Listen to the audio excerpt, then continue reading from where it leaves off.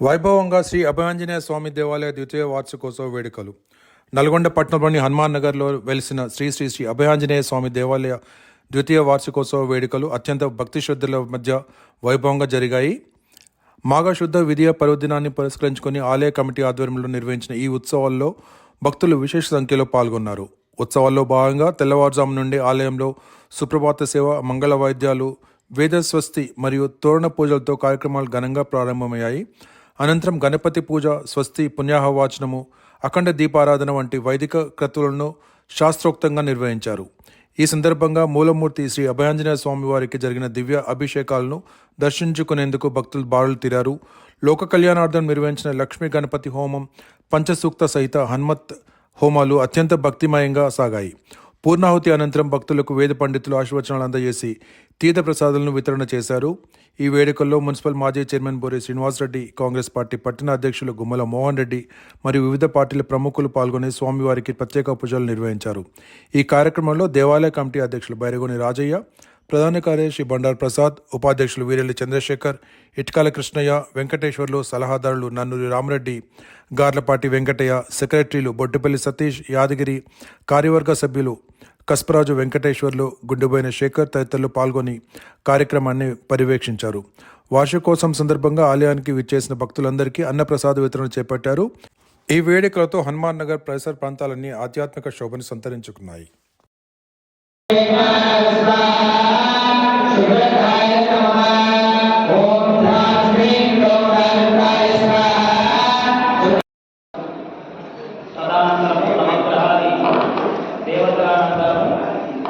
పంచసూక్త హనుమత హోమం కూడా చేసుకుంటాము.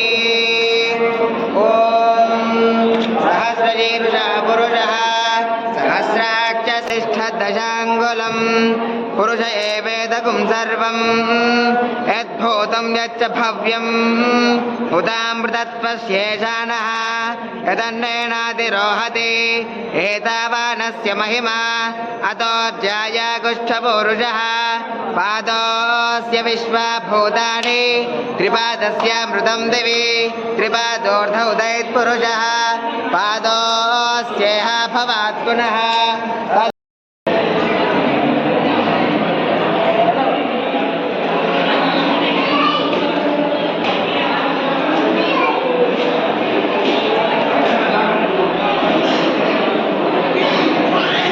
అభయాంజనేయ స్వామి దేవాలయ ద్వితీయ వార్షికోత్సవం ఇప్పుడే అన్ని కార్యక్రమాలు కూడా అన్ని క్రతులు కూడా ముగటం జరిగింది. ముఖ్యంగా ఉదయం 5 గంటల నుంచి కూడా సనాతన ధర్మాన్ని అనుసరిస్తూ సాంప్రదాయబద్ధంగా అన్ని కార్యక్రమాలు కూడా ముగిసినాయి. ఇప్పుడే అన్నప్రసాద వితరణ కూడా జరుగుతున్నది.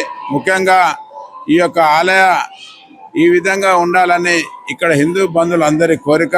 ఆ కోరిక సాకారం అయ్యే విధంగా మేమందరం కూడా ఈ యొక్క కమిటీ సభ్యులం అందరం కూడా నల్లగొండలోని దాతలు అందరికీ కూడా పార్టీలకు అతీతంగా అందరి సహాయ సహకారాలు తీసుకొని దాదాపుగా 80% కంప్లీట్ చేయడం జరిగింది.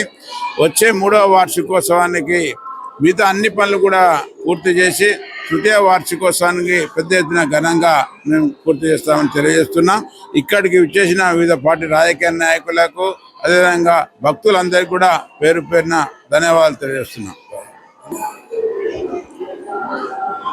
నల్లగొండలో నిర్మితమైనటువంటి హనుమాన్ దేవాలయము ఒక చరిత్ర ఉంది. దీనికి ఇది 40 సంవత్సరాల క్రితము దీని మీద అనేక పోరాటాలు జరిగినాయి.